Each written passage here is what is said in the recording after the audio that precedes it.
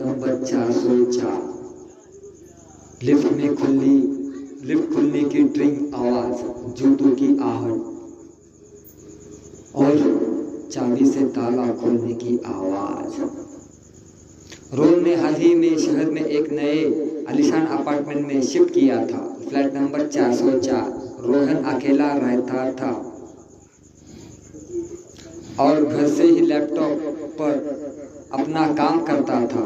Apartment बहुत शांत था, शायद जरूरत से ज्यादा शांत। शिफ्ट होने के पहले ही हफ्ते में रोहन का सब कुछ शिफ्ट होने के पहले ही हफ्ते में रोहन को सब कुछ बहुत अच्छा लग रहा था। लेकिन 7वें दिन जब वो रात को अपनी कोडिंग खत्म करने सोने ही वाला था, तभी घड़ी ने रात के ठीक 3 बजाए। टिंग टॉक साउंड इफेक्ट, दरवाजे का बेल, तेज आवाज। रोहन चौंक गया। इतनी रात को कौन हो सकता है? उसने सोचा शायद कुरियर वाला होगा या बगल का कोई पड़ोसी।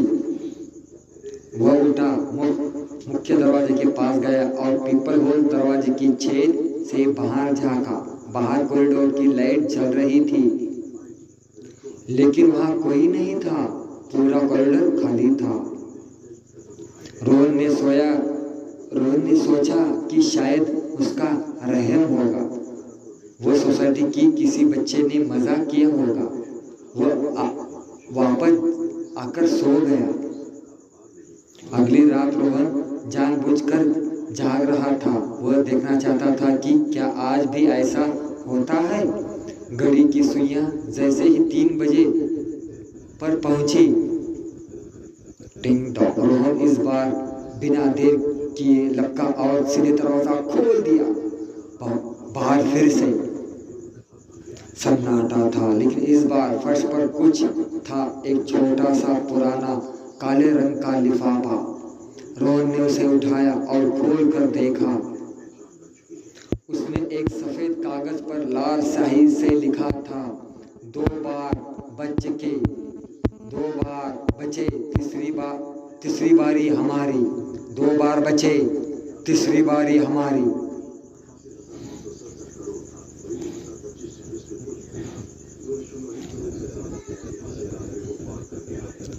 पन्ने पलटने की आवाज, हवा तेज की सरसराहट।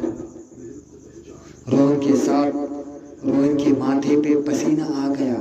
उसे समझ नहीं आ रहा था कि यह कोई प्रैंक या कोई उसे डरा रहा है।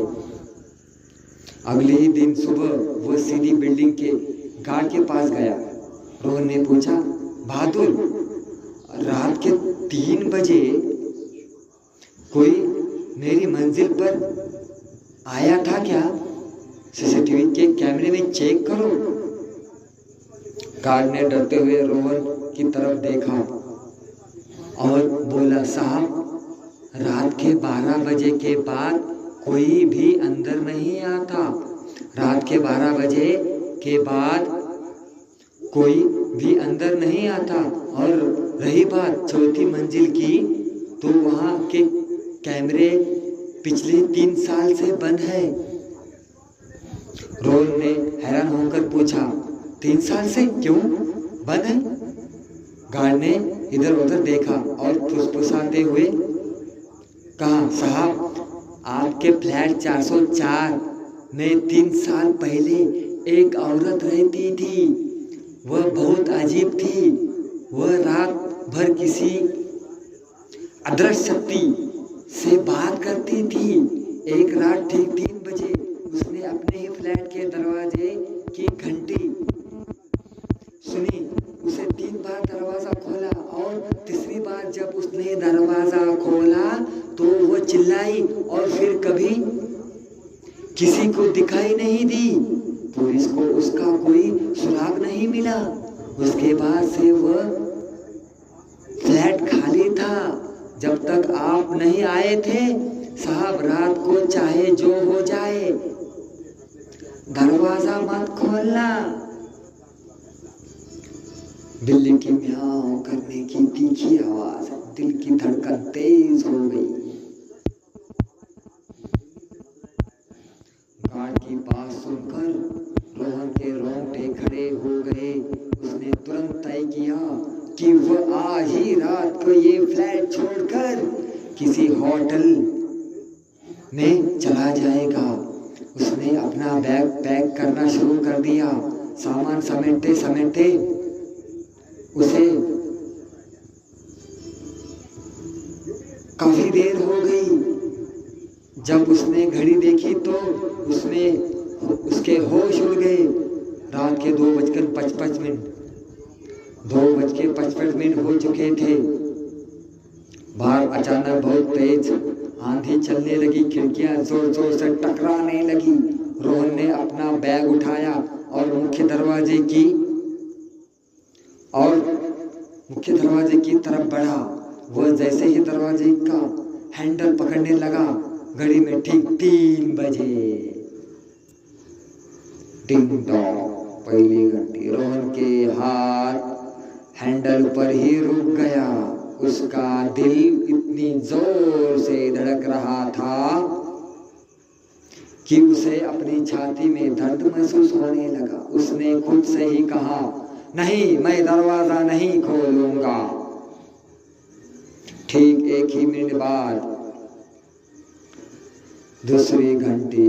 इस बार घंटी की आवाज के साथ साथ दरवाजे पर भारी पंजों से खुरचने की आवाज आने लगी, जैसे कोई जानवर दरवाजे को फाड़ देना चाहता हो। रोहन पीछे हट गया और हॉल के कोने में जाकर बैठ गया। वह कांपते ही भगवान का नाम लेने लगा। अब रात के 3:02 हो चुके थे। चारों तरफ फिर से वही घेरा सन्नाटा छा गया। रोहन ने रात की सांस ली। उससे लगा कि खतरा टल गया है। वह खड़ा हुआ और अपना बैग उठाकर जैसे ही दरवाजे की तरफ एक कदम बढ़ाया, तभी उसके मोबाइल की घंटी बजी। फोन की रिंगटोन, फिर अचानक बहुत भारी डरावनी सांसों की आवाज। रोहन ने कांपते हाथों से जेब फोन से निकाला। स्क्रीन पर कोई नंबर नहीं था, अनकॉल नंबर लिखा था। उसने फोन रिसीव किया। फोन के दूसरे तरफ से किसी इंसान की आवाज नहीं आ रही थी, बल्कि कई लोगों के एक साथ रोने की, चीखने की आवाजें आ रही थी। फिर एक बहुत ही ठंडी और डरावनी औरत की आवाज आई, तुमने बाहर का दरवाजा नहीं खोला, हम तो पहले से ही अंदर है। रोहन की रीढ़ की हड्डी में मानो बर्फ जम गई। वह धीरे से पीछे मुड़ा।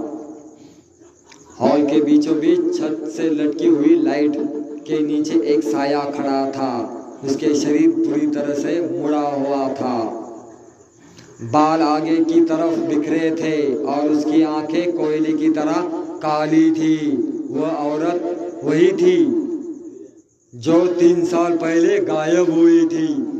तभी रोहन के फ्लैट के अंदर लगे इंटरकॉम की घंटी बजी। डिंग डोंग, ये तीसरी घंटी थी जो घर के अंदर से बजी थी। उसने सोचा, उस साये ने रोहन की तरफ छलांग लगाई। रोहन की एक भयानक चीख पूरे अपार्टमेंट में गूंज उठी, लेकिन उस आंधी में उसकी चीख कोई सुनने वाला कोई नहीं था। हवा का धीमा होना, सुबह का अज्ञान या मंदिर घंटी के दूर से आती आवाज।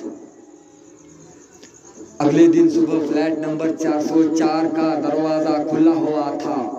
रोहन की बैग वही फर्श पर पड़ा था। उसका फोन जमीन पर टूटा हुआ था, लेकिन रोहन पूरे अपार्टमेंट में कहीं नहीं था। दीवार पर लाल रंग से लिखा था, अब ये घर हमारा है। तो दोस्तों, अगर आप भी अकेले रहते हैं और रात के किसी पहर आपके दरवाजे की घंटी बजे तो जल्दबाजी में दरवाजा मत खोलना। हो सके तो सुबह होने का इंतजार करना, क्योंकि कुछ ही घंटों में मेहमानों के लिए नहीं, मौत के लिए, क्योंकि कुछ घंटियां मेहमानों के लिए नहीं, मौत के लिए बजती है। चला मित्रांनो, हा व्हिडिओ इथेच आपला समाप्त होतो. लाईक, कमेंट करा, सबस्क्राईब करा. ही काल्पनिक कथा आहे मित्रांनो, कोणता गोष्टीचा कशाचा काही संबंध नाही. कमजोर दिल के ना देखे मित्रांनो, कमजोर मनाची अजिबात पाहू नका. ही कहाणी फक्त तुमच्या मनोरंजनासाठी बनवलेली आहे. काल्पनिक कथा आहे, कोणता गोष्टीचा कशाचा काही संबंध नाही, फक्त मनोरंजन म्हणून हा व्हिडिओ पहा मित्रांनो. कमजोर दिल के ना देखे, काल्पनिक कथा आहे, कोणता गोष्टीचा कशाचा काही संबंध नाही मित्रांनो. लाईक करा, सबस्क्राईब करा, कमेंट करा, लाईक करा, लाईक सबस्क्राईब नक्की करा मित्रांनो. शेअर करा, कमेंट करा. बाय बाय करा.